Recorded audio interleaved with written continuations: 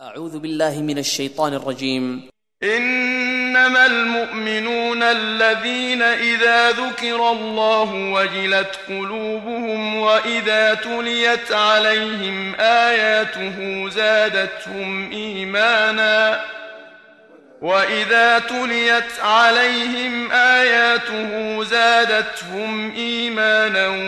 وعلى ربهم يتوكلون الذين يقيمون الصلاة ومما رزقناهم ينفقون أولئك هم المؤمنون حقا لهم درجات عند ربهم ومغفرة ورزق کریم۔ بس ایمان والے تو ایسے ہوتے ہیں کہ جب اللہ تعالیٰ کا ذکر آتا ہے تو ان کے قلوب ڈر جاتے ہیں، اور جب اللہ کی آیتیں ان کو پڑھ کر سنائی جاتی ہیں تو وہ آیتیں ان کے ایمان کو اور زیادہ کر دیتی ہیں، اور وہ لوگ اپنے رب پر توکل کرتے ہیں جو کہ نماز کی پابندی کرتے ہیں، اور ہم نے ان کو جو کچھ دیا ہے وہ اس میں سے خرچ بھی کرتے ہیں۔ سچے ایمان والے تو یہ لوگ ہیں، ان کے لیے بڑے درجے ہیں ان کے رب کے پاس، اور مغفرت اور عزت کی روزی ہے۔ بنا توقف فضیلت الشیخ عبد المالک مجاہد حفظہ اللہ سے درخواست کروں گا کہ تشریف لائیں اور سعادت مند کون کے عنوان پر اپنے خطاب سے امت کو مستفید فرمائیں۔ حضرات، فضیلت شیخ عبد المالک مجاہد کسی تعارف کا محتاج نہیں ہے اللہ کے فضل کرم سے۔ دنیا کے اندر دو نام اللہ کے فضل و کرم سے ایسے ہیں جو کہ دارالسلام اور شیخ عبد المالک مجاہد، جہاں جہاں اسلام کی کرنیں پہنچ رہی ہیں یا پہنچ چکی ہیں، اللہ کے فضل و کرم سے میں یہ سمجھتا ہوں کہ وہاں شیخ عبد المالک مجاہد کا نام دارالسلام کے نام سے جڑ کر اللہ کے فضل و کرم سے پہنچ چکا ہے۔ ہم لوگوں کا یہ نہایت ہی ہم لوگوں کی خوشی کی بات ہے، سعادت کی بات ہے کہ جب ہم 20 سال پہلے سعودی عرب میں آئے، ہمیں اردو میں کتابیں دستیاب نہیں تھی، ہندی میں کتابیں دستیاب نہیں تھی، انگلش میں سلفی منہج یا سلف صالحین کے منہج کو سمجھنے پر ہم لوگوں کو بہت تحقیق کرنی پڑتی تھی۔ اور میں یہ بات شاید آپ لوگوں کو سن کر نہیں لگے کہ جب میں ریاض میں سن 82 میں آیا تو شیخ عبد المالک مجاہد ایک مجلس میں موجود تھے، وہاں پر ہم شیخ کا خطبہ یا جو خطاب ہوا کرتا تھا وہ سنا کرتے تھے۔ تو شیخ سے میں اکثر یہ پوچھا کرتا تھا کہ شیخ، یہ جو آپ انداز بیان کر رہے ہیں قال اللہ قال رسول کا، ہمارے یہاں تو ہم نے ہندوستان میں نہیں سنا، ہمارے یہاں تو ہمیں صرف بزرگوں کی قصے کہانیاں بتائے گئے۔ تو یہ شاید ایک نئی چیز ہو آپ لوگوں کے لیے کہ میرا تعارف اللہ کے فضل و کرم سے جو منہج سلف صالحین کو میں نے اختیار کیا ہے وہ اس اسٹیج پر مجھے کہنے کی سعادت میں حاصل کرنا چاہوں گا کہ اللہ رب العالمین شیخ عبد المالک مجاہد کو جزائے خیر عطا فرمائے۔ ان کی بہت بڑی کاوشوں کے نتیجے میں الحمدللہ ہمیں مسلک حق کو میں نے قبول کیا ہے، اور میں سمجھتا ہوں کہ میرا منہج سلف صالحین کے لیے کام کرنا اللہ رب العالمین سے مجھے امید ہے کہ وہ شیخ کے موازین حسنات میں اضافے کا انشاءاللہ تعالیٰ ذریعہ بنے گا۔ ایک چیز میں اور عرض کرنا چاہوں گا، یہ غالباً 16-17 سال پہلے کی بات ہے کہ شیخ عبد المالک مجاہد نے ایک پروگرام آرگنائز کیا تھا فندق الخزامہ کے اندر، شاید شیخ کو یاد ہو، یہ 5 اسٹار ہوٹل ہے جو ریاض کے اندر بہت معروف ہے، وہاں جانے جاتا ہے لوگ۔ اس مجلس میں شیخ صفر رحمان مبارک پوری، شیخ عبدالوہاب خلجی اور مختلف علماء کرام نے شرکت کی تھی۔ شیخ کی زیر نگرانی وہ پروگرام منعقد ہوا تھا۔ میں اس دوران ان ایام میں آپ کے وہاں پر آڈیٹوریم میں لوگوں کے درمیان بیٹھا ہوا تھا، اور میں یہ کوشش کر رہا تھا کہ اللہ رب العالمین شیخ عبد المالک مجاہد کو یہ جو توفیق اللہ رب العالمین نے دی ہے کہ وہ پروگرامز جو جدہ کی مساجد میں ہو رہے ہیں آج اللہ کے فضل و کرم سے 5 اسٹار ہوٹل تک آ گئے ہیں۔ تو میں یہ کوشش کر رہا تھا کہ کاش مجھے بھی ایسا موقع ملے کہ ان پروگراموں کو ہم 5 اسٹار ہوٹل تک پہنچا سکیں۔ تو یہ اللہ تعالیٰ کا بہت بڑا احسان ہے کہ صاحب السمو الملکی امیر عبد المجید بن عبد العزیز آل سعود حفظ اللہ کی زیر نگرانی میں جد دعوت سے حی السلامہ کے تعاون سے ہمیں یہ موقع میسر ہوا، اور آج اللہ کے فضل و کرم سے ہم دنیا میں لائیو سنے اور دیکھے جا اچھی تعداد ہمارے سامنے موجود بھی ہے. تو یہ تمام کے تمام کام میں سمجھتا ہوں کہ شیخ عبدالمالک مجاہد کے موازین حسنات میں اضافے کا انشاءاللہ تعالی ذریعہ ہی بنیں گے. فلیتفضل فضیلت شیخ مشکور، جزاک اللہ خیر.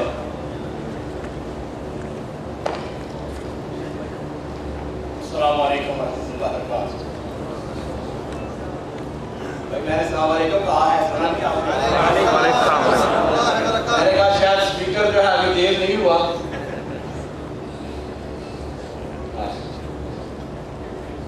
الحمدللہ الحمدللہ نحمدہ ونستعینہ ونستغفرہ ونؤمن بہ ونتوکل علیہ ونعوذ باللہ من شرور انفسنا ومن سیئات اعمالنا من يهده الله فلا مضل له ومن يضلل فلا هادي له ونشهد أن لا إله إلا الله وحده لا شريك له ونشهد أن محمدا عبده ورسوله.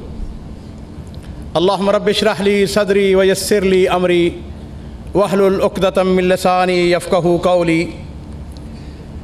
أما بعد فأعوذ بالله من الشيطان الرجيم. بسم الله الرحمن الرحيم. ومن أعرض عن ذكري فإن له معيشة ضنكا ونحشره يوم القيامة أعمى. معزز حضرات، علماء کرام، بزرگان ملت، میرے واجب الاحترام بزرگوں، محترم دوستوں، عزیز ساتھیوں اور بھائیوں، میرے لیے یقیناً یہ بہت سعادت اور خوشی کی بات ہے کہ آج آپ حضرات سے اللہ کی توفیق سے گفتگو کرنے کا موقع مل رہا ہے. میں نہایت شکر گزار ہوں اپنے بھائی محمد عاقل صاحب کا کہ انہوں نے مجھ کو دعوت دی بڑی محبت کے ساتھ، اور میں نے آج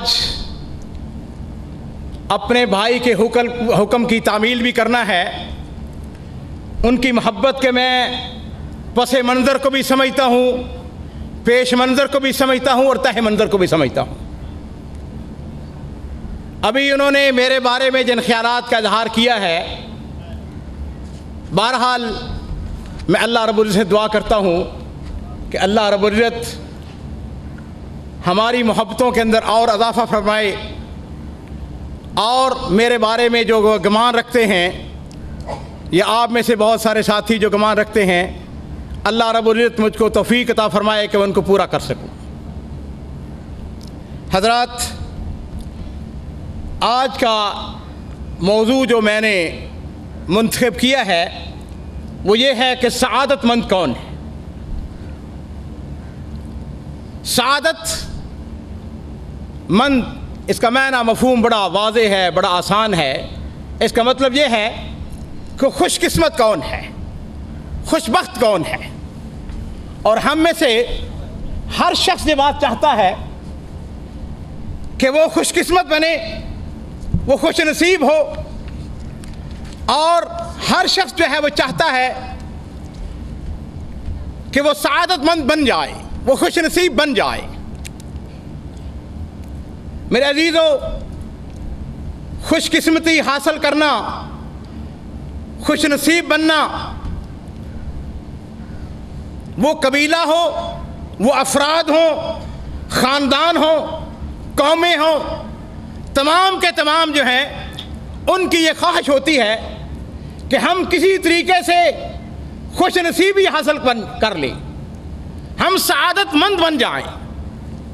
اور میرے بھائیوں، اس سعادت کو حاصل کرنے کے لیے لوگوں نے، قوموں نے مختلف طریقے اختیار کیے. کسی نے گمراہ افکار اور غلط سوچیں استعمال کر کے اس خوشی کو، اس سعادت مندی کو حاصل کرنے کی کوشش کی. قرآن پاک کے اندر ہم فرعون کا بڑا تذکرہ پڑھتے ہیں. اللہ رب العزت نے جا بجا جو ہے وہ فرعون کا تذکرہ کیا ہے کہ وہ بہت بڑا جابر تھا، بڑا ظالم تھا. اس نے بھی یہ سعادت حاصل کرنے کی کوشش کی، لیکن لوگوں کے اوپر ظلم کر کے، اور پھر جب اس کو اللہ رب العزت نے بہت بڑی بادشاہی عطا فرمائی، بہت زیادہ اقتدار ملا، تو اقتدار کے نشے میں چور ہو کے اس نے اپنی قوم سے یہ بات کہی کہ ما علمت لکم من الہ غیری، اس نے کہا لوگوں میں اپنے علاوہ تمہارا اور کوئی رب نہیں جانتا ہوں، میں ہی تمہارا الہ ہوں، میں ہی تمہارا رب ہوں۔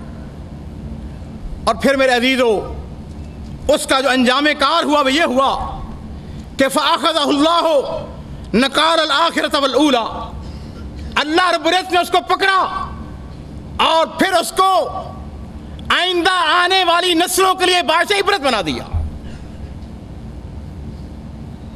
سوال یہ پیدا ہوتا ہے میرے بھائیوں کہ کیا ہر وہ شخص جس کے پاس دولت ہے، مال ہے، اقتدار ہے، کیا وہ سعادت مند ہے؟ ایک شخص ہے، اس کو اللہ رب العزت نے اقتدار دیا، وہ وزیر بن گیا اور ترقی کی، وہ وزیر اعلیٰ بن گیا اور ترقی کی، وہ ملک کا وزیر اعظم بن گیا اور آگے بڑھا، ملک کا صدر بن گیا، حکمران بن گیا، بادشاہ بن گیا۔ میرے عزیزو سوال یہ پیدا ہوتا ہے کہ کیا جس کے پاس اقتدار ہو، جس کے پاس نوکر چاکر ہو، کیا ہم یہ بات کہہ سکتے ہیں کہ وہ شخص سعادت مند ہے؟ ایک شخص ہے، بہت امیر آدمی ہے، ذرا توجہ میری طرف میرے بھائی، ایک شخص بہت زیادہ امیر آدمی ہے، اس کو اپنی دولت کا پتہ نہیں ہے، اس کے پاس بینک بیلنس ہے۔ میرے عزیزوں ذرا غور کیجئے، کیا ہم یہ بات کہہ سکتے ہیں کہ دولت جو ہے وہ اس بات کا پیمانہ ہے، یہ اس بات کا ثبوت ہے کہ یہ شخص جو انتہائی بڑا دولت مند ہے وہ سعادت مند ہے، وہ خوش نصیب ہے؟ ابھی میں نے آپ کے سامنے ایک مثال رکھی تھی، فرعون سے زیادہ حکمرانی شاید ہی کسی کو ملی ہو، اور دولت مندی کے اعتبار سے اگر دیکھا جائے تو قارون جو ہے اس کے پاس جتنے خزانے تھے اس کا آپ کو معلوم ہے، اس کا آپ تصور کر سکتے ہیں کہ اس کے خزانوں کی کنجیوں کو اٹھانے کے لیے ایک بہت بڑی جماعت درکار تھی، لیکن جب اس نے فخر کیا، تکبر کیا، تو میرے بھائیوں اللہ فرماتے ہیں فَخَسَفْنَا بِهِ وَبِدَارِهِ الْأَرْضَ، پھر ہم نے اس کو اس کے سارے خزانوں سمیت زمین کے اندر دنسا دیا۔ تو میرے بھائیوں معلوم ہوا کہ اقتدار یا دولت جو ہے وہ اس بات کا پیمانہ نہیں ہے کہ آدمی جو ہے وہ سعادت مند ہے۔ حقیقی سعادت مند کون ہے میرے بھائیوں؟ سعادت کس نے حاصل کی؟ سید الانبیاء محمد رسول اللہ صلی اللہ علیہ وسلم غار ثور کے اندر ہیں، حضرت ابوبکر صدیق آپ کے ساتھ ہیں، کافر مشرکین مکہ آپ کی تلاش میں آپ کے قریب تر پہنچ چکے ہیں، اور حضرت ابوبکر صدیق جو ہیں وہ اس وقت پریشانی کا عالم میں کہہ رہے ہیں کہ اللہ کے رسول اگر یہ اپنے قدموں کو دیکھ لیں تو ہم پا لیے جائیں گے۔ تو نبی علیہ الصلوۃ والسلام جو ہے فرما رہے ہیں کہ ما ظنک یا ابا بکر باثنین اللہ ثالثہما، ابو بکر تمہارا ان دو کے بارے میں کیا خیال ہے کہ جن کے ساتھ تیسرا ان کا بولیے رب ہے؟ جس کے ساتھ رب ہوتا ہے میرے بھائیوں اس کو کسی کا ڈر نہیں ہوتا ہے۔ سعادت مندی یہ ہے۔ سعادت جو ہے میرے بھائیوں حاصل کی حضرت ایوب علیہ الصلوۃ والسلام نے، حضرت یونس علیہ الصلوۃ والسلام نے۔ حضرت یونس جو ہے مچھلی کے پیٹ کے اندر ہے، کتنے اندھیرے ہیں، رات کا اندھیرا ہے، سمندر کی تاریکیاں ہیں، مچھلی کا پیٹ ہے، لیکن میرے بھائیوں اس عالم میں اپنے رب کے ساتھ لو لگائی ہوئی ہے۔ لا الہ الا بولیے الا انت سبحانک انی کنت من الظالمین۔ رب کے ساتھ جو ہے وہ لو لگایا ہوا ہے، سعادت کو حاصل کر رہے ہیں اور اللہ کے ساتھ تعلق کو جوڑ رہے ہیں۔ میرے عزیز، میرے دوستوں، میرے بھائیوں، اس دنیا کے اندر ایک اور بڑا آدمی پیدا ہوا جس کا نام عبد الملک بن مروان تھا۔ عبد الملک بن مروان بہت بڑی حکومت کا مالک تھا۔ ذرا گنتے جائیے، ذرا غور کرتے جائیے۔ اس کی حکومت پاکستان ملتان سے شروع ہوتی تھی، ملتان سے آگے آئیے ایران، ایران سے آگے آ جائیں یہ آپ کا دبئی، یہ ابو ظبی، یہ اس کے ساتھ یمن کا علاقہ، یہ اس کے ساتھ سعودی عرب، یہ اس کے ساتھ آگے بڑھتے جائیں یہ اردن، یہ شام، یہ لبنان، یہ عراق، اس کے ساتھ افریقہ، یہ مصر، یہ سارے کے اوپر جو حکومت ہے میرے بھائیوں وہ مروان بن عبد الملک بن مروان کی ہے۔ اتنی بڑی حکومت کا سربراہ، اور جس وقت اس کی موت قریب آئی، ہائے، اقتدار کو چھوڑ دیا، اس اقتدار کو کسی اور کے حوالے کر دیا۔ آخری وقت ایک دن اپنے محل کی چھت کے اوپر، بالا خانے کے اوپر چڑھا، اس نے کھڑکی کو کھولا، اس نے دیکھا دور ایک دھوبی کپڑے دھو رہا ہے۔ اور آپ کو پتا ہے کہ جب دھوبی کپڑے دھوتے ہیں تو ساتھ ساتھ کچھ گا رہے ہوتے ہیں، بڑے مستی کے عالم میں کپڑے دھو رہا ہے، کچھ گیت گا رہا ہے، بڑا خوش ہے، بڑا مست ہے۔ عبد الملک بن مروان نے جس وقت اس کو دیکھا، کتنا خوش نصیب ہے، کتنی خوشی کے عالم میں ہے، تو بڑی حسرت کے ساتھ کہا یا لیتنی کنت غسالا، کہنے لگا کاش میں دھوبی ہوتا، یا لیتنی ما عرفت الخلافہ، اے کاش کہ مجھ کو خلافت نہ ملی ہوتی، یا لیتنی ما تولیت الحکم، اے افسوس، اے کاش کہ میں نے بادشاہی کو نہ سنبھالا ہوتا۔ اللہ اکبر۔ امام التابعین سعید بن المسیب، ان کو جب پتا چلا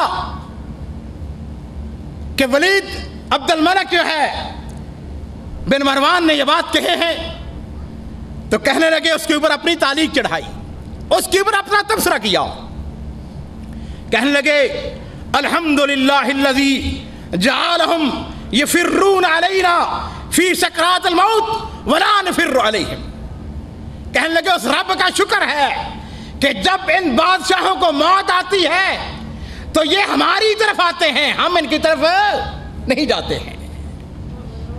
میرے عزیزو، یہ ہے سعادت، سعادت اس کا نام ہے۔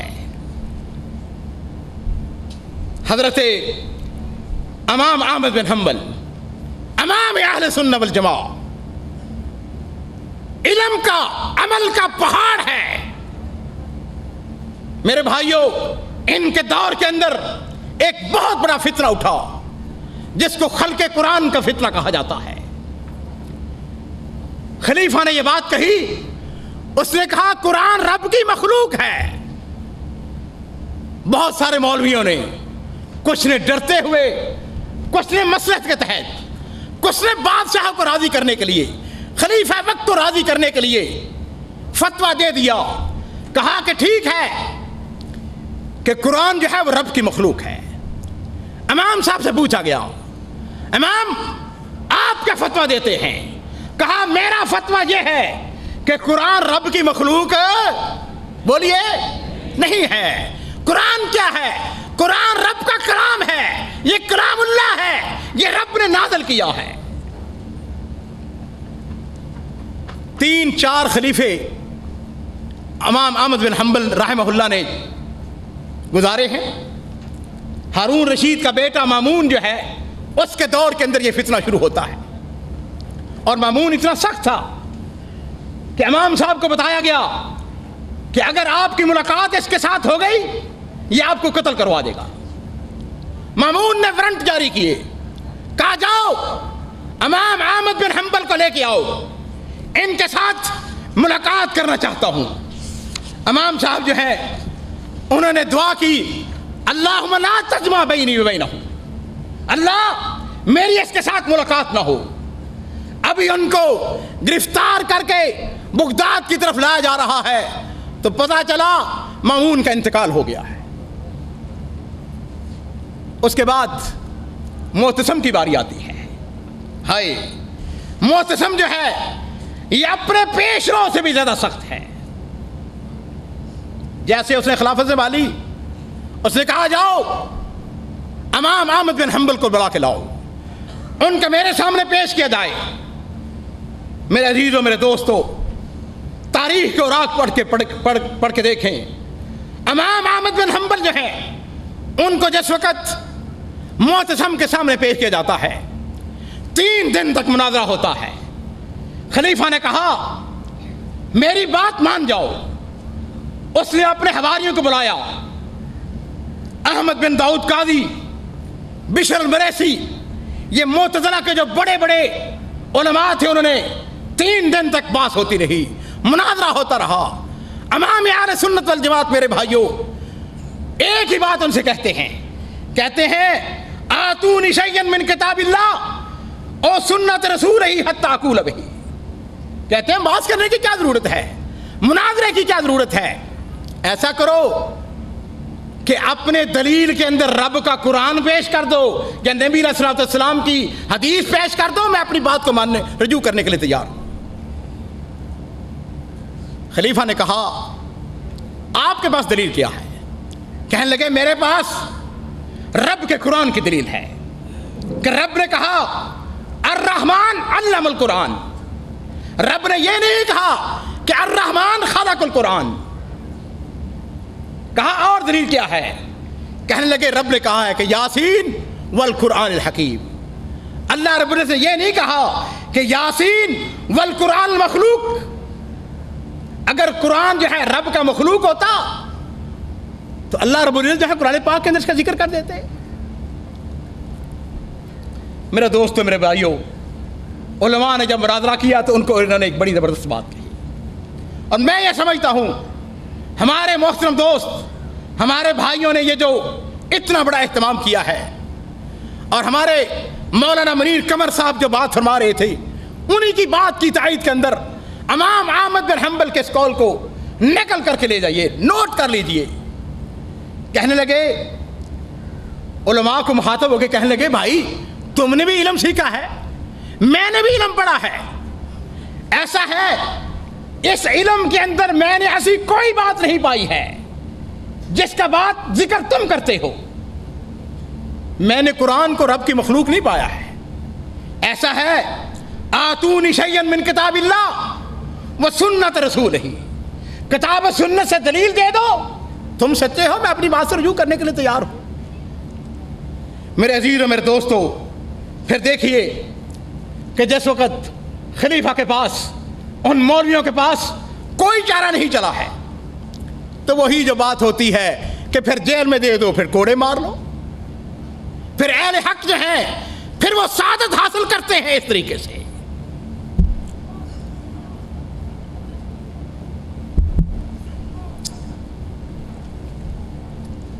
بعض مولویوں نے کہا، خلیفہ سے کہا خلیفہ یہ آپ کی بات نہیں مانتے ہیں، یہ مدل ہے، یہ کافر ہے، اس کو قتل کر دو۔ اس نے کہا نہیں، میں نے قسم کھا رکھی ہے کہ نہ خود اپنے ہاتھ سے امام احمد بن حنبل کو قتل کروں گا، نہ قتل کرنے کا حکم دوں گا۔ ہاں البتہ اتنی بات ہے ان کو کوڑے مروائے جائیں۔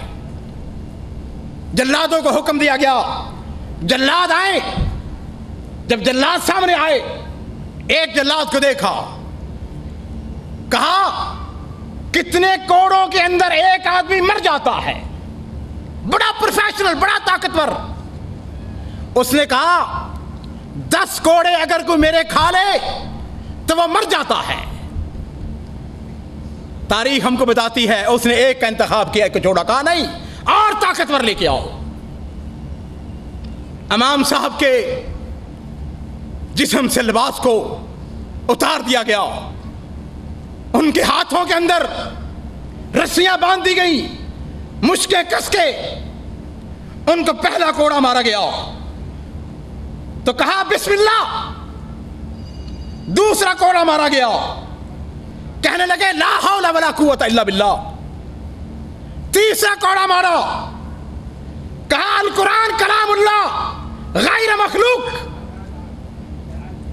تیسرا کوڑا بھرا تو کہا کہ قرآن جو ہے وہ رب کا کلام ہے، وہ اللہ کی مخلوق نہیں ہے۔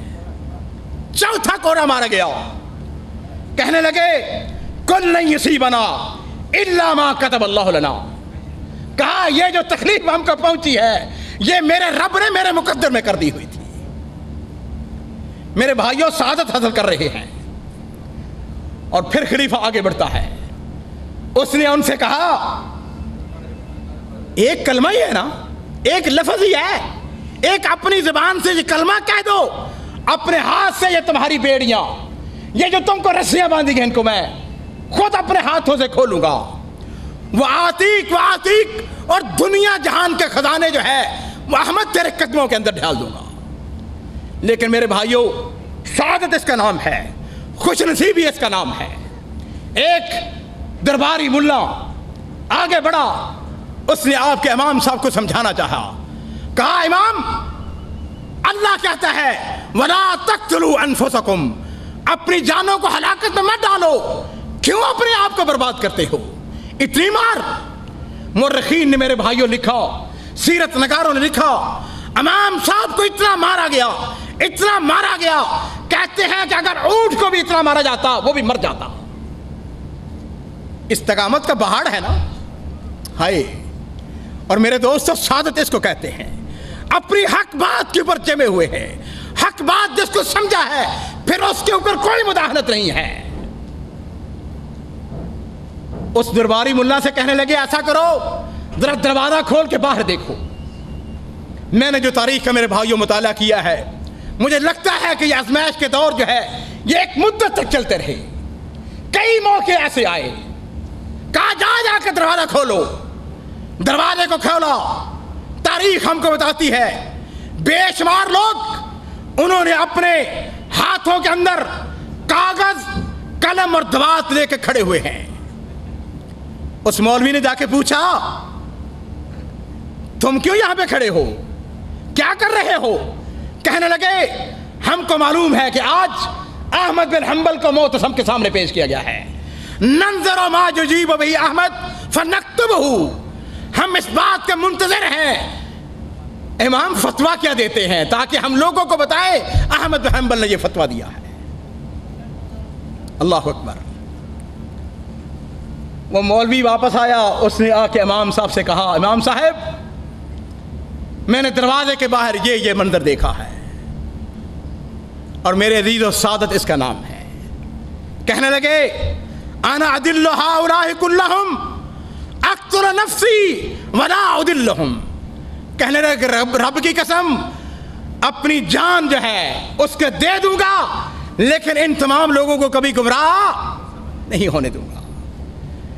اور میرے دوستو میرے بھائیوں پھر وہ معتصم جو امام صاحب کو مارنے والا، جب اس کی موت آئی، موت کا وقت قریب آیا، رو پڑا اور بڑی حسرت کے ساتھ اس نے کہا یا من لا یزول ملکہ ارحم من زال ملکہ۔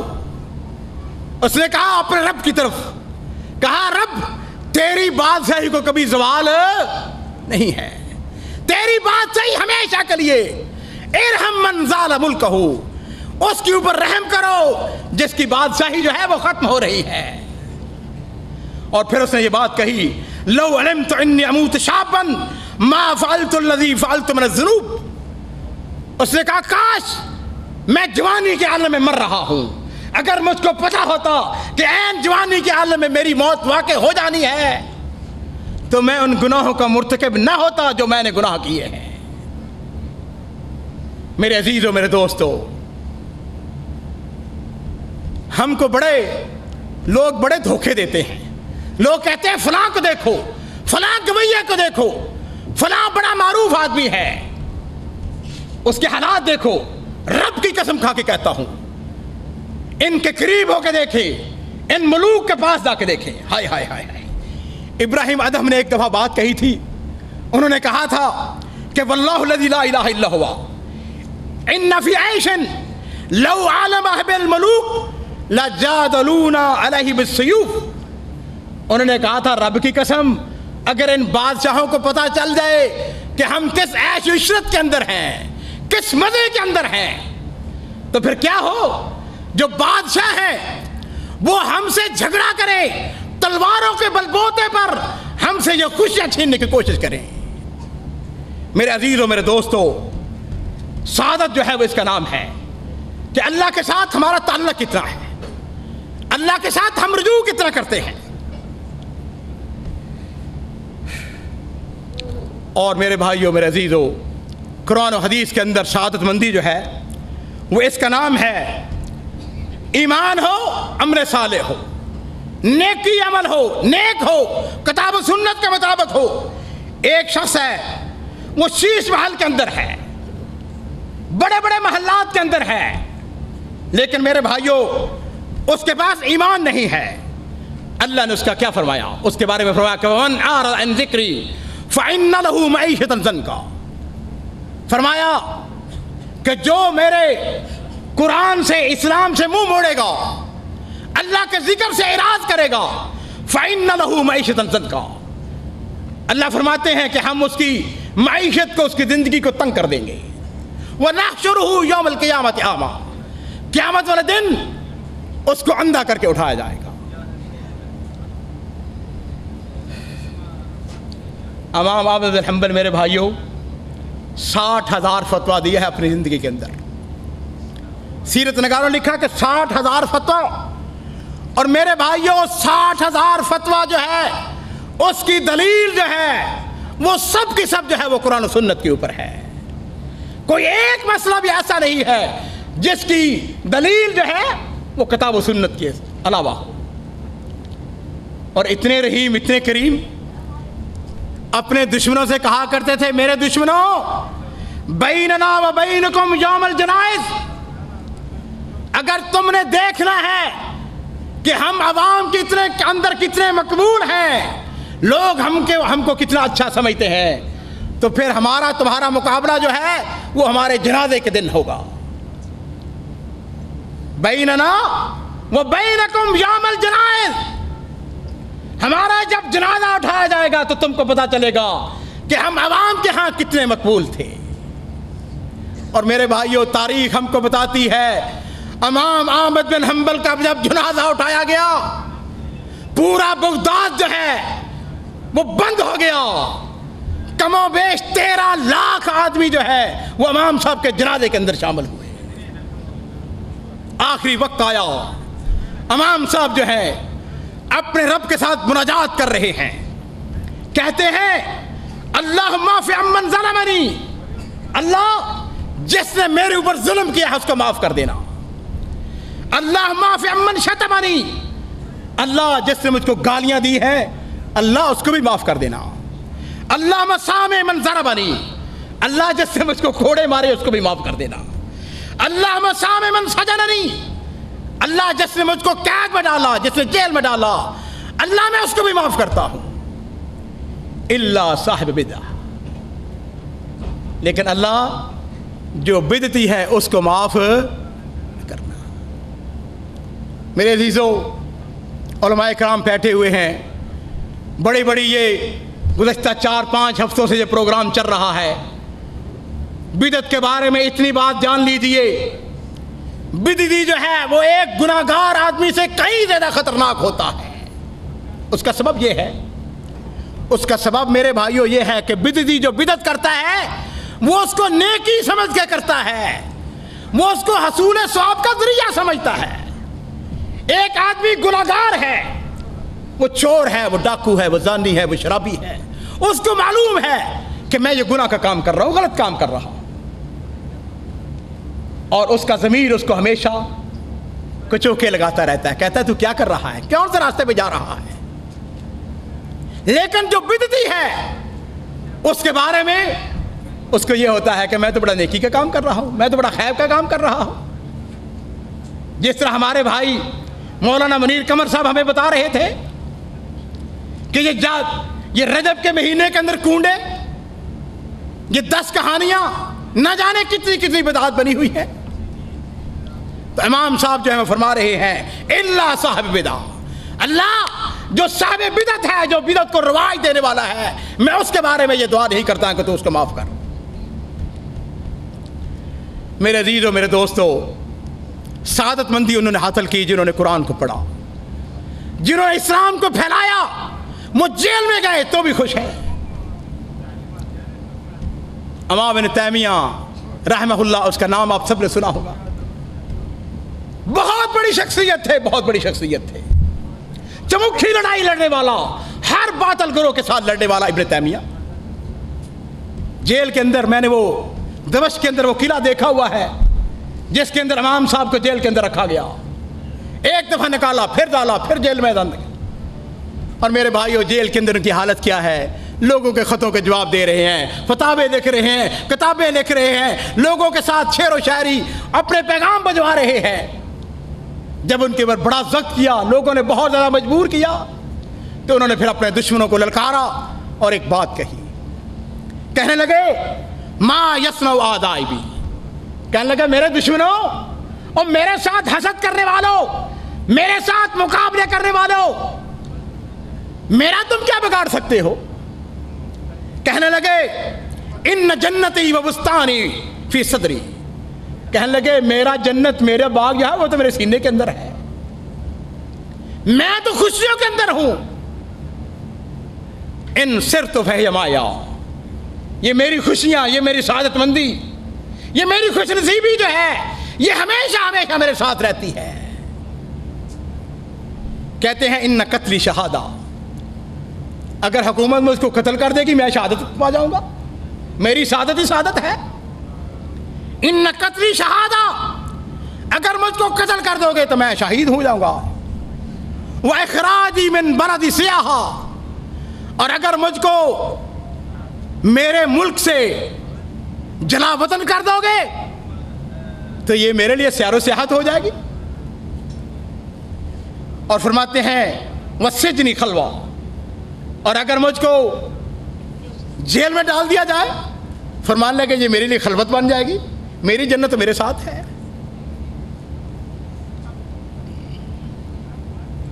تو میرے عزیزوں, میرے دوستوں, 5 منٹ باقی ہے. اللہ اکبر. میں یہ بات کہتا ہوں, حقیقت میں جو خوشیاں ہیں, جو خوش نصیبی ہے, وہ علماء امت کے پاس رہی. سالم بن عبداللہ بن عمر, حضرت عمر فاروق کے پوتے, بہت بڑی شخصیت تھے, بہت بڑے عالم تھے, لیکن زاہد ہیں. خوشیاں جو ہیں میرے بھائیوں وہ دولت نہیں ہوتی. بیت اللہ شریف کا طواف کر رہے ہیں, یہی جس کا میں ذکر کر رہا تھا, عبد الملک بن مروان کا اس کا بیٹا حشام بن عبد الملک. اس نے دیکھا کہ سالم جو ہیں وہ طواف کر رہے ہیں, تو طواف کے دوران ان کے پاس آیا اور آ کے کہنے لگا اتريد حاجة أقضيها لك اليوم. ان کی حالت یہ ہے کہ بالکل معمولی سا لباس, 12-13 درہم کا لباس ہوگا جو پہنے ہوئے ہیں, بیت اللہ شریف کا طواف کر رہے ہیں. آ کے کہنے لگا حضرت کوئی حاجت ہے, کوئی آپ کی خواہش ہے, کوئی ایسی چیز ہے جو آپ چاہتے ہیں میں اس کو پورا کر دوں؟ میں حکمران ہوں, میں حاکم وقت ہوں. اللہ اکبر. حضرت سالم اس کو جواب میں کہتے ہیں اما تستحی من اللہ, اور تجھے رب سے حیا نہیں آتی ہے, اور تجھے رب سے خوف نہیں آتا ہے, شرم نہیں آتی تمہیں؟ بیت اللہ کے اندر ہوں اور تم مجھ سے کہہ رہے ہو کہ میں تم سے مانگوں. میں نے اگر مانگ رہا تو رب سے کیوں نہ مانگوں؟ خلیفہ کا چہرہ غصے سے سرخ ہو گیا. کتنی بڑی بات. خیر, وہ بھی عمر فاروق کا پوتا تھا اور یہ بھی حاکم وقت تھا. اس نے کیا کیا, بیت اللہ کے باہر, دروازے کے باہر کھڑا ہو گیا. انہوں نے طواف کیا, نفل پڑھے, باہر جب نکلے تو خلیفہ نے پھر پکڑ لیا. اس نے کہا پہلے تو بیت اللہ کے اندر تھے, اب بیت اللہ کے باہر آ گئے ہو, اب بتاؤ کوئی تمہاری مرضی ہے, کوئی خواہش ہے, اس کو پورا کروں. امام صاحب فرماتے ہیں امن حوائج الدنیا ام من حوائج الاخرہ. کہنے لگے دنیا کی میری کوئی خواہش پوری کرو گے یا آخرت کی خواہش پوری کرو گے؟ میری طلب جو ہے وہ دو طلب ہو سکتی ہے نا، یا دنیا کی طلب ہو سکتی ہے یا آخرت کی طلب ہو سکتی ہے۔ وہ کھسیانہ ہو کے کہنے لگا اما حوائج الآخرہ فلا املکھا، اللہ کہنے لگا کہ قیامت والی جو آخرت کی جو ہے وہ تو میرے پاس کچھ نہیں ہے نا، وہ تو رب کے پاس ہی ہے نا۔ ولیکن من حوائج الدنیا، اگر دنیا کی کوئی خواہش ہے اس کو میں پورا کرنے پہ قادر ہوں، مجھ سے کوئی دنیا مانگ لو۔ اللہ اکبر۔ پتہ اس کے جواب میں کیا کہا؟ ہائے، اپنے سینوں پہ لکھ کے لے جائیں۔ کہنے لگے واللہ الذی لا الہ الا ہوا ما سألت حوائج الدنیا من الذی یملکها تبارک و تعالی فکیف اسألها منک۔ کہنے لگے اس رب کی قسم، دنیا تو میں نے کبھی اپنے رب سے بھی نہیں مانگی ہے، تو اسے کیا مانگوں؟ دنیا تو میں نے کبھی اپنے رب سے بھی نہیں مانگی ہے، تم سے کیسے مانگوں؟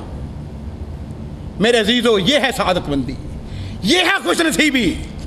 اور آج اس ممبر کے اوپر میرے بھائیوں، اس پلیٹ فارم سے میں آپ حضرات کو جو دعوت دینا چاہتا ہوں وہ یہ ہے کہ میرے عزیزوں، میرے دوستوں، اپنے آپ سے پوچھیں، عبد المالک بھی پوچھے، بھائی عاقل صاحب بھی، ہم آپ تمام حضرات بھی پوچھیں، ہماری سعادت جو ہے وہ کہاں پر ہے؟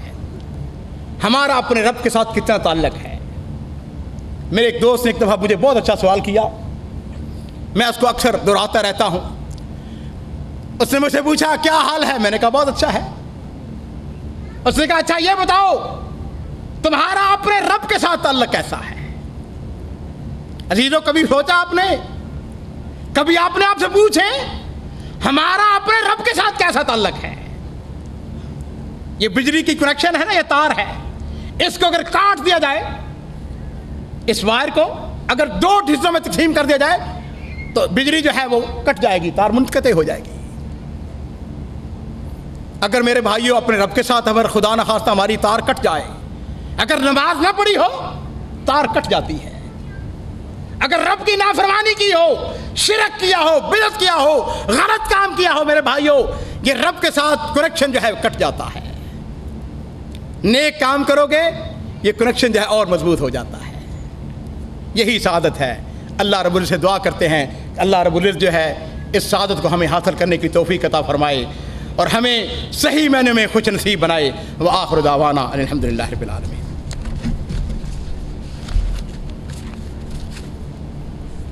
جزاک اللہ خیر، احسن الجزاء۔ حضرات، ابھی آپ سماعت فرما رہے تھے استاذ محترم فضیلت شیخ عبد المالک مجاہد کو سعادت مند کون کے عنوان پر۔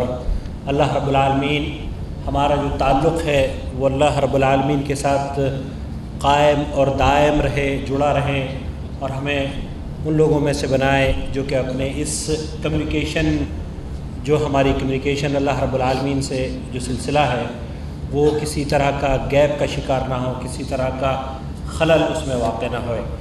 اللہ رب العالمین فضیلت شیخ کی اس تشریف آوری کو میں جد دعوت سینٹر حی سلامہ کے ذمہ داران کی جانب سے شکریہ ادا کرتا ہوں، علماء کرام کا، کہ تشریف لائے، اور بلا توقف اب میں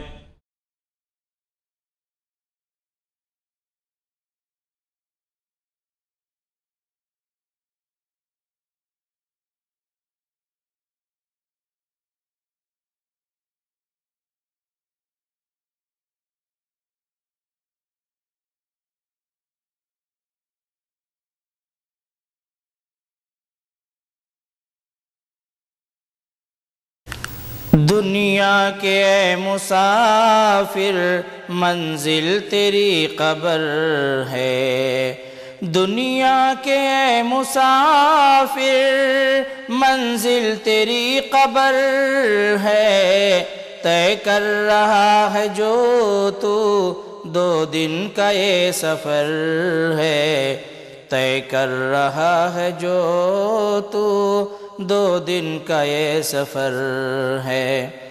جب سے بنی ہے دنیا لاکھوں کروڑ آئے، جب سے بنی ہے دنیا لاکھوں کروڑ آئے باقی رہا نہ کوئی مٹی میں سب سمائے باقی رہا نہ کوئی مٹی میں سب سمائے اس بات کو نہ بھولو اس بات کو نہ بھولو سب کا یہی حشر ہے دنیا کے اے مسافر منزل تیری قبر ہے دنیا کے اے مسافر منزل تیری قبر ہے آنکھوں سے تو نے اپنے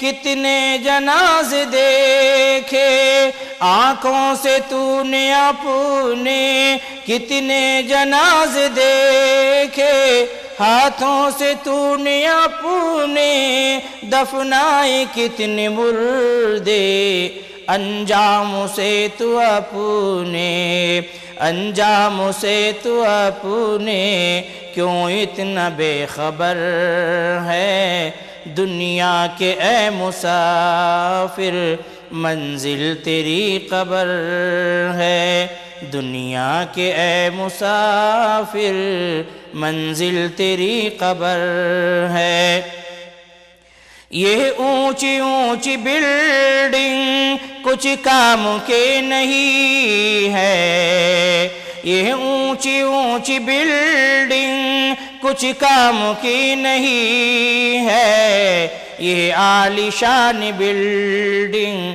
کچھ کام کی نہیں ہے 2 گز زمین کا ٹکڑا 2 گز زمین کا ٹکڑا چھوٹا سا تیرا گھر ہے دنیا کے اے مسافر منزل تیری قبر ہے دنیا کے اے مسافر منزل تیری قبر ہے مخمل پہ سونے والے مٹی میں سو رہے ہیں مخمل پہ سونے والے مٹی میں سو رہے ہیں شاہ و گدا یہاں پہ سب ایک ہو رہے ہیں شاہ و گدا یہاں پہ سب ایک ہو رہے ہیں دونوں ہوئے برابر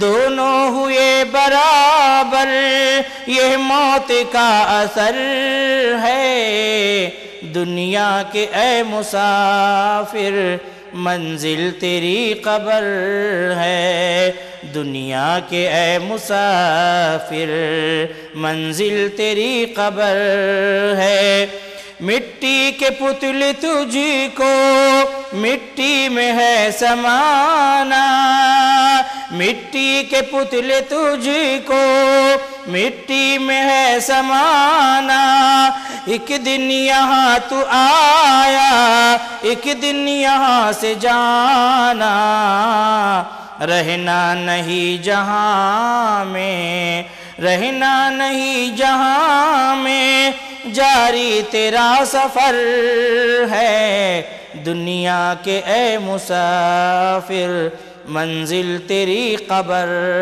ہے دنیا کے اے مسافر منزل تیری قبر ہے اے فانی انصاف نے مولا سے دل لگا لے اے فانی انصاف نے مولا سے دل لگا لے کر لے تو رب کو راضی کچھ نیکیاں کما لے کر لے تو رب کو راضی کچھ نیکیاں کما لے ساما تیرا یہی ہے ساما تیرا یہی ہے تو صاحب سفر ہے دنیا کے اے مسافر منزل تیری قبر ہے دنیا کے اے مسافر منزل تیری قبر ہے طے کر رہا ہے جو تو 2 دن کا یہ سفر ہے، 2 دن کا یہ سفر ہے۔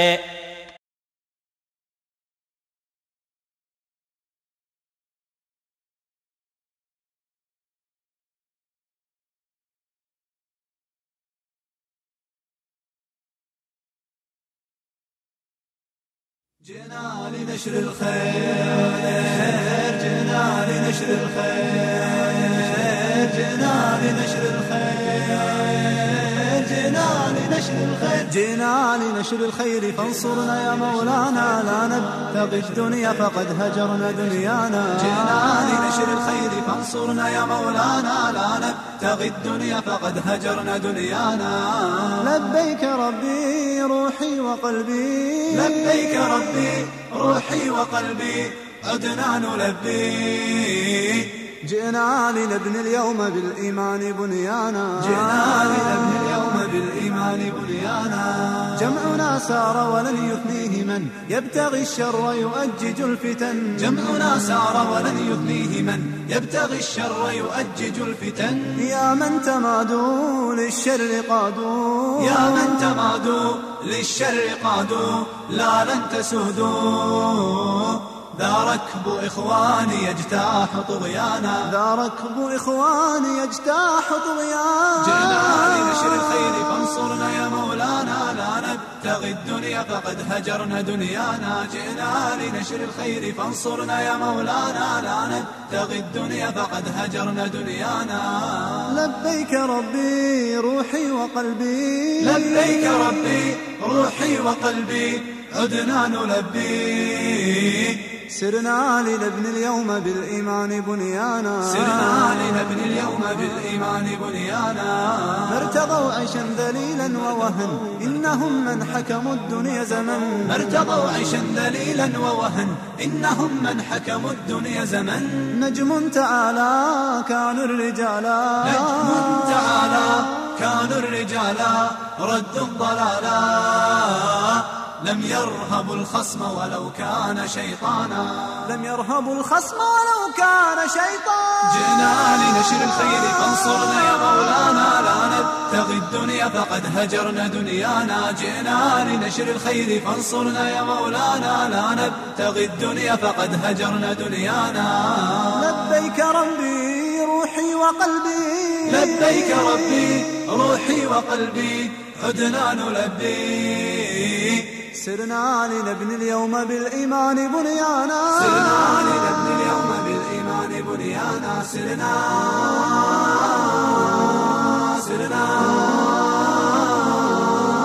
سرنا سرنا سرنا لنبني اليوم بالإيمان بنيانا.